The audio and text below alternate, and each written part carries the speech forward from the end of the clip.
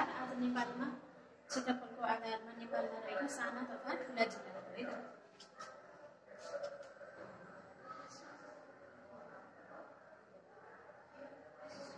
नेपालमा रहेका 5 ठुला जिल्ला। यसलाई हामीले ट्रिकबाट अथवा सूत्रबाट पढ्यौँ भने एकदमै छिट्टो याद हुन्छ। डोहुता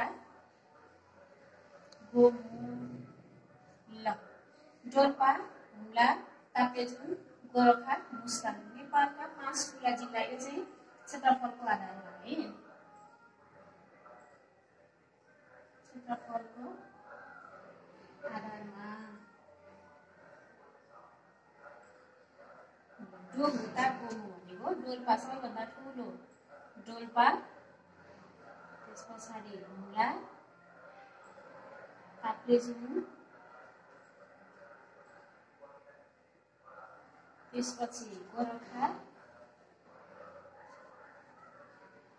त्यसपछि मुस्ताङ। यो 5 वटा भयो ठुलो जिल्ला। अब यसै गरेर फेरि क्षेत्रफलकै आधारमा 5 वटा सानो जिल्लाहरू पनि याद गरौँ है त।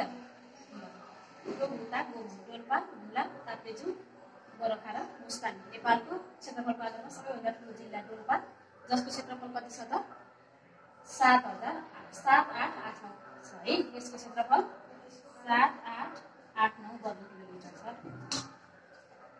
अब यसै गरेर सानो जिल्ला पनि है, नेपालका 5 साना जिल्ला। साना जिल्लालाई पनि हामीले सूत्रबाट नै पढ्छौँ। हलका होते सबैभन्दा सानो भक्तपुर होइन, ललितपुर, काठमाडौँ, पर्वत र तेह्रथुम।